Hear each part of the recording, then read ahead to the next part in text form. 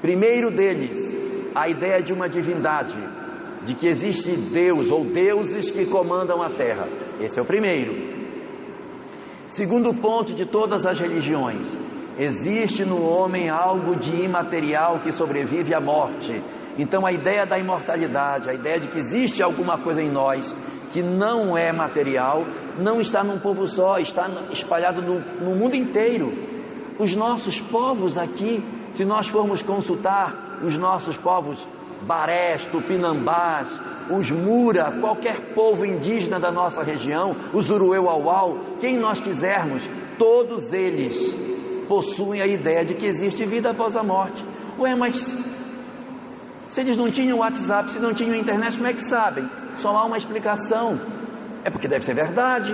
Porque se na Oceania, na Europa, na África, na América do Sul, na América do Norte, todos os povos falam isso, então deve ser verdade. Então, a ideia da imortalidade da alma se prova também pela universalidade dos ensinos dos Espíritos. Mas se é tão verdadeiro isso, por que não aplicamos o mesmo princípio na ideia do Criador? Ora, se todos os povos dizem que são vários, e só um diz que é um só, por que não se toma a ideia do politeísmo e se abandona o monoteísmo? Porque se for pegar pela universalidade dos ensinos, quem vence é o politeísmo.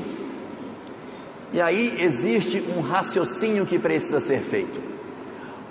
Curiosamente, todas as religiões antigas que são politeístas, nenhuma delas possui a figura dos anjos. Não existe anjo em nenhuma religião antiga. Só tem uma religião que tem anjo, o judaísmo. Não parece curioso que todas as religiões politeístas não têm anjos? E exatamente as três religiões monoteístas, o judaísmo, o cristianismo e o islamismo, que são as três religiões monoteístas do mundo hoje, essas três religiões têm anjo e são monoteístas. Quem não é monoteísta não tem anjo. Será que existe alguma conexão entre essas duas verdades?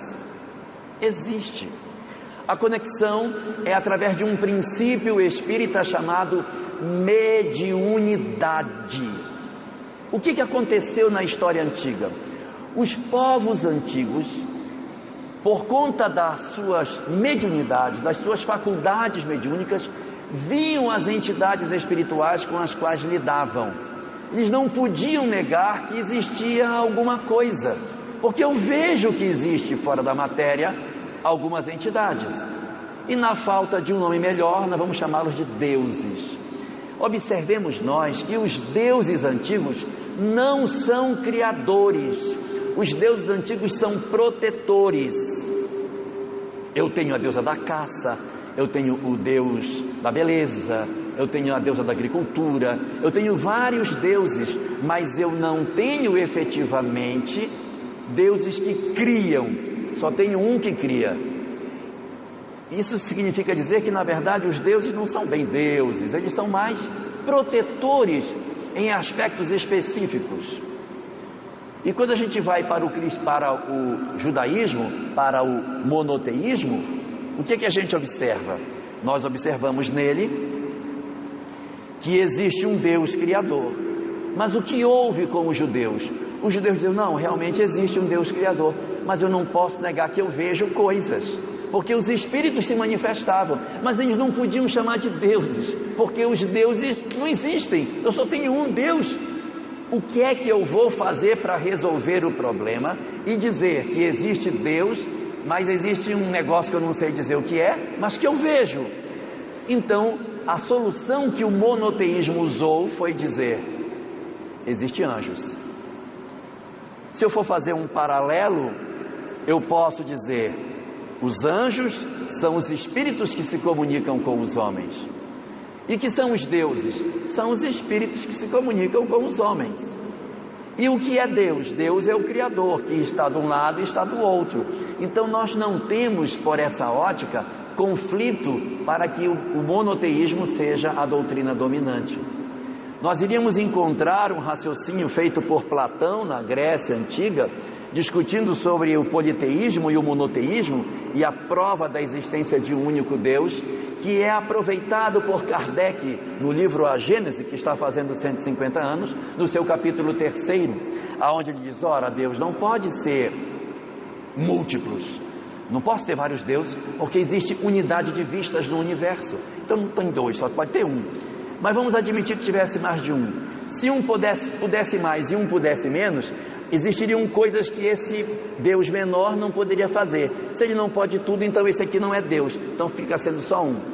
Então vamos dizer que os dois são iguais, nem pode mais, nem pode menos, eles são iguais, mas eles não podem ser diferentes, porque se eles forem diferentes, um vai ser mais que o outro. Não, mas eles não são, eles são iguais em tudo.